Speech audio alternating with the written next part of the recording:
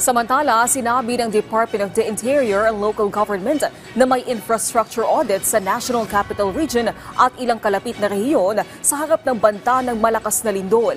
Inihayag yan ng ahensya sa kanilang pagsalang sa budget deliberation ng Senado kung saan tinukoy rin ang sektor na pinakaapektado sakaling tumama ang The Big One. Si Daniel Manalasta sa sentro ng balita.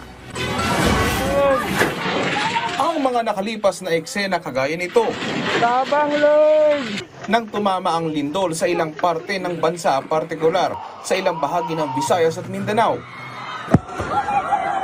Kaya pangamba ngayon ng marami, papaano na lang kung tumama na ang The Big One, kung saan na posibleng mapuruhan ang mga lugar sa Metro Manila at karatig lugar. Inalam ng mga senador ang kahandaan ng DILG sa budget hearing sa Senado. It happens anytime, any advice for the public, yun daw. Yung preparations lang daw for the big one. What we need is to strengthen the building codes of the municipalities in order for them to check the integrity of the structures there.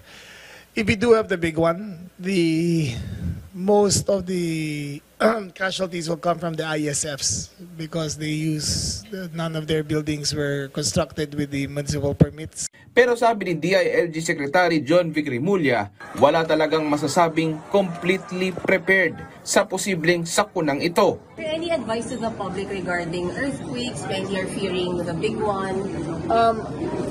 Siyempre, everyone has to be careful. If you live in a building that was inspected by the local government unit, I don't think there's much to worry about. Mas delikado talaga yung mga buildings na, again, yung mga ESFs na walang building permits na tinayo lang. Sila ang greatest at risk dito. Kasi yung mga buildings natin dito are mandated to withstand intensity 9 earthquakes. Pero yung mga ISFs, wala. In terms of response, we are. Mga tayo, we're buying more equipment. But no one is ever completely prepared for this. Kahit na first world countries nahihirapan. Ayon sa DILG, mayroon ding infrastructure audit sa National Capital Region, Calabarzon at Region 3. Our LGUs will later partner with the Association of Structural Engineers and the Philippine Institute of Civil Engineers and colleges and universities which are offering civil engineering courses so that the 5th year, 4th year, and 5th year engineering students can help in assessing the structural integrity of buildings in the National Capital Region and the 2 regions that I mentioned. Sa ngayon, ayon kay Remulla, maglalabas sila ng memo circular para ma-inspeksyon ng ilang gusali, partikular ang mga nasa laylayan.